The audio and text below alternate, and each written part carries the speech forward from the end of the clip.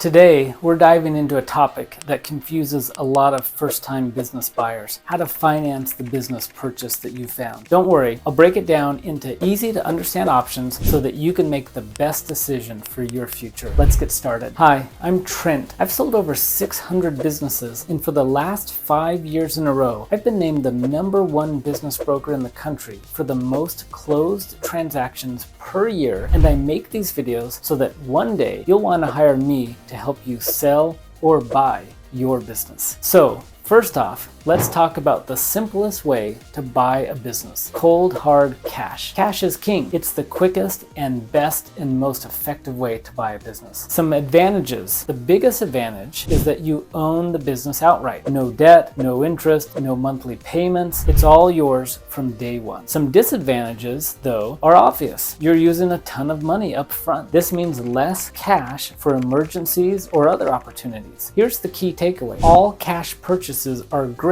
if you have the money to spare. But remember, it's a big financial commitment, so make sure you've got enough money left over for a rainy day fund as well, not only for your family, but for the business. Now, here's the best advantage: all cash transactions with a quick close almost always get a discount. So if you're buying cash, expect a discount. Next up is SBA financing, which stands for the Small Business Administration. These are loans backed by the government. Advantages: the SBA loans often have lower interest rates and longer repayment terms from traditional loans. This makes the monthly payments more manageable for you. Disadvantages: the paperwork can be a headache, and that's an understatement. Plus, it can take a long time to get approved. So if you're in a hurry, this may not be the best case. Typically, I tell buyers to plan for 60 to 75 days from the start to closing using a good SBA lender. Eligibility requirements: you need to have good credit and you need to have at least 5% for a down payment. You'll want to make sure that you have that available money in your account that you can show the bank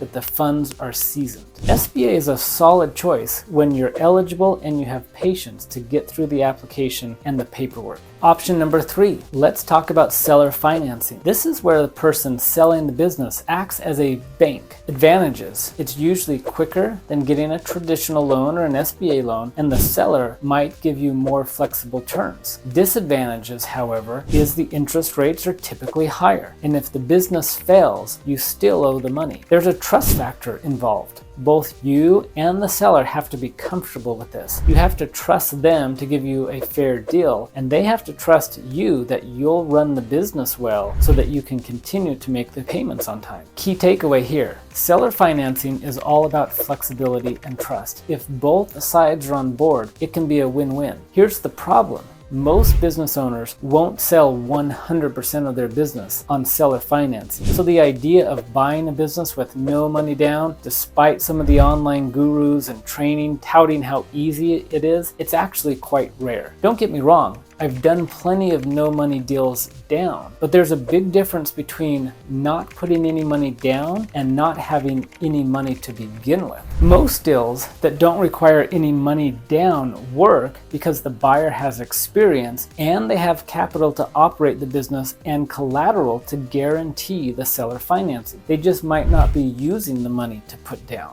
Finally, let's talk about an earnout. An earnout is kind of a pay-as-you-go plan. Some advantages of an earnout: you pay a smaller amount up front, then additional amounts based on how well the business performs. Disadvantages, though: if the business does really well, you might end up paying more than the original asking price. Plus, the seller might have to stay involved to monitor performance, which could cramp your style. Here's the key takeaway: earnouts can be a good option if you believe strongly in the future success of the business. Just make sure that you read the fine print in the agreement, because earnouts are a highly contentious point if it's not done right. Here's the reality: it's extremely rare that a business owner would sell the entire business on an earnout. Most of the time, I see sellers that require at least 50% down and the rest either on seller financing terms or some type of an earnout structure. So be prepared that you're going to have to come up with some money down. Last but not least, let's talk about hybrid financing. This is like a financial smoothie. You blend all the different options together and you put it in place. You might use an SBA loan for half of the purchase price and seller financing for the other half of the purchase price. That works great, and we do that all the time. This will give you flexibility that might be easier on your monthly budget. The disadvantages, however, is there are more moving parts, and that means more things you need to keep track of. You'll have multiple payments, multiple interest rates, and terms to manage. Here's the key takeaway.